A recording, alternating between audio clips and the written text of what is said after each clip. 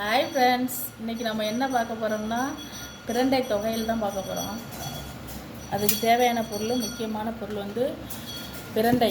பிரண்டை வந்து இப்படி தாங்க செடியில் இருக்கும், இப்படி தான் இருக்கும். இதை நம்ம வந்து சுத்தப்படுத்தி நம்ம எடுத்துக்கணும். இப்படி தான் கொடி கொடியாக இருக்கும். அதுக்கு தேவையானது பூண்டு, வரமிளகாய், வெங்காயம், கொஞ்சம் தேங்காய் பல், சில்லு, புளி, உப்பு.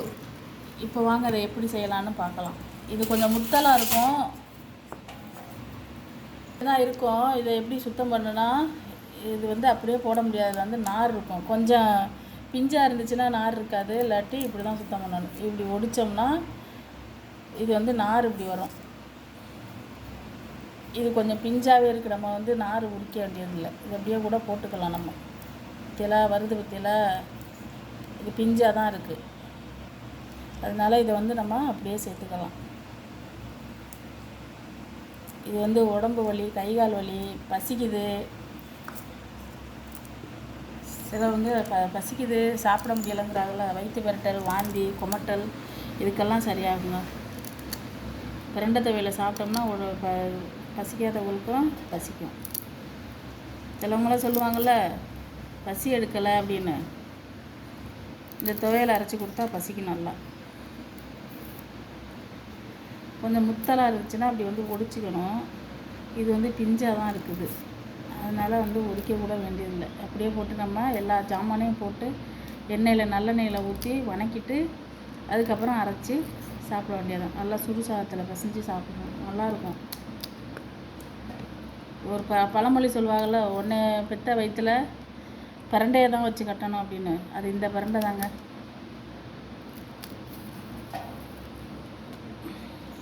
இது வந்து லேசாக அரிக்கும், முத்தலாக இருந்துச்சுன்னா அரிக்கும் நம்மன்னு. அதனால தான் என்ன பண்ணுறதுன்னா எண்ணெய் ஊற்றி வதக்கிடணும்.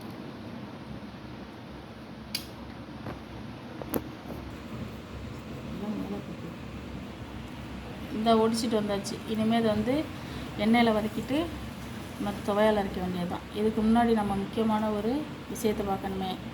என்னது திருக்குறள் சொல்லுவோமா? சரி. இருள் சேர் இருவினையும் சேரா இறைவன் பொருள் சேர் புகழ் புரிந்தார் மாட்டு. இதுக்கு பொருள் என்னன்னா, கடவுளின் உண்மையை புகழை விரும்பியவரிடம் அறியாமையால் வரும் இன்பமும் துன்பமும் வந்து சேராது. அதாவது கடவுளோட உண்மை புகழையும் அவரோட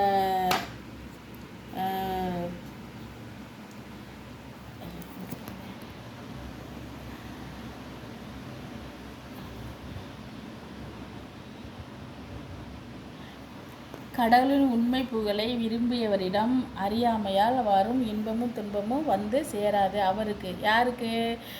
கடவுளோட அன்பு செலுத்துகிறார்ல கடவுள், அவரோட பக்திமானுக்கு. அவருக்கு வந்து தெரியாமல் எதுவும் தப்பு செஞ்சாலும் அவருக்கு வந்து இன்பமும் துன்பமும் வந்து சேராது அப்படிங்கிறதான் இதோட பொருள். இருள் சேர் இருவினையும் சேரா இறைவன் பொருள் சேர் புகழ் புரிந்தார் மாட்டு. சரி வாங்க கிச்சனுக்கு போகலாம்.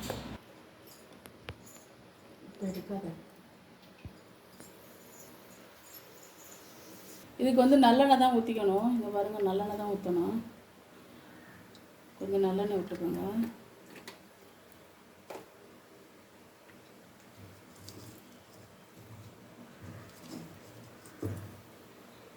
விட்டாச்சா? கொந்தி தான் பிறந்த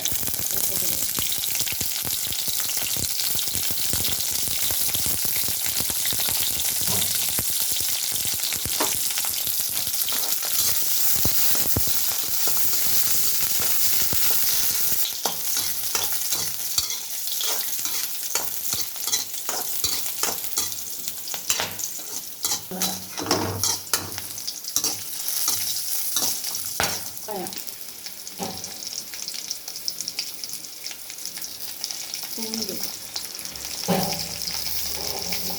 தேங்காய், புளி எல்லாத்தையும் போட்டு கிண்டி வேண்டியது. கிண்டையில் தள்ளி நின்று கிண்டுங்க, பச்சையாக இருக்குல்ல, அதனால வெடிக்குது. பாப்பாவுக்கு வெடிச்சிருச்சு. கையில் என்ன விழுந்துருச்சுங்க, அதனால தான் எல்லாத்தையும் ஒன்றா போட்டு கிண்டிட்டோம்.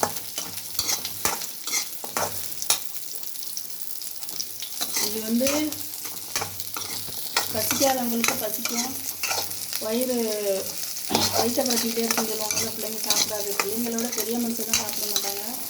அதுக்கு உடம்பு வலி, கைகால் வலி 2 நாளைக்கு சாப்பிட்லன்னு வச்சுக்கோங்க, அடுத்து இந்த பிரண்டை துவையல் அரைச்சி சாப்பிடுங்க. இது வந்து குழம்பு வைக்கிறது அப்படின்னு இன்னொரு நாளைக்கு நான் போடுறேன். இதை அப்படியே எடுத்து அரைச்சி சாப்பிட வேண்டியது. என்ன 2 மிளகு போட்டுக்கலாம், ரொம்ப காட்டமாக இருக்கிறதுக்கு மிளகு போட்டுக்கலாம். இதெல்லாம் ஃபுல்லாக வந்து நல்லெண்ணெயில் தான் வதக்கணும்.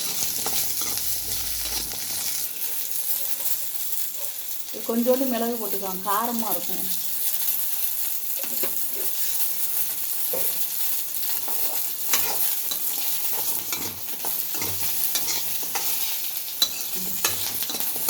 நல்லா வதங்கிடுச்சு பாருங்கள் எல்லாமே. இதை அப்படியே போட்டு அரைச்சிடல. எங்கள் வீட்டில் அம்மி இருக்குதுங்க, ஆனால் அது உட்காந்து அரைக்க முடியாது.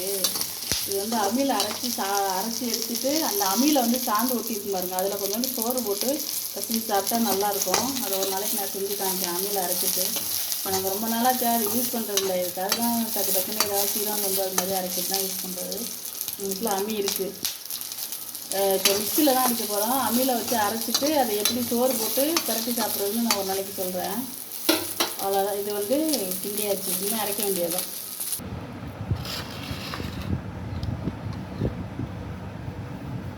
பாருங்க, அவ்வளோ அழகாக இருக்குது. இந்த அரைச்சிட்டு வந்தாச்சு பார்த்தீங்களா? இது அம்மியில் அரைச்சிருந்தா இன்னும் சூப்பராக இருக்கும். இது நான் வந்து மிக்சியில் தான் அரைச்சது. இந்த இதுதான் அதோட இலை. பிரண்டை வந்து இப்படி தான் இருக்கும்.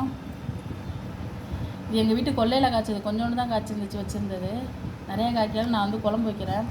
இது வந்து வயிற்று பிரட்டல் சாப்பிடாமல் இருக்கிறோம்ல, அதுக்கு எலும்புக்கெல்லாம் நல்லா சத்துங்க. எலும்பு மாதிரியே இருக்கும் பாருங்க. இந்த பாருங்கள், காலோட எலும்பு மாதிரியே இருக்கும் பார்த்தீங்களா? கால் எலும்பு, கை எலும்பெல்லாம் இருக்குல்ல, அது மாதிரியே இருக்கும். அதனால் வந்து எலும்புக்கெல்லாம் அது வந்து சத்து. சாப்பாடு சாப்பிடாமல் இருக்கிறவங்களுக்கும் இது கொடுக்கலாம். சும்மா தண்ணி சோறை வச்சு கூட இதை தொட்டுக்கிட்டு சாப்பிட்லாம், இல்லாட்டி போட்டு பரட்டி சாப்பிட்லாம். அவ்வளோதான் ஃப்ரெண்ட்ஸ். பிடிச்சிருந்தா லைக் பண்ணுங்கள், ஷேர் பண்ணுங்கள், சப்ஸ்கிரைப் பண்ணுங்கள்.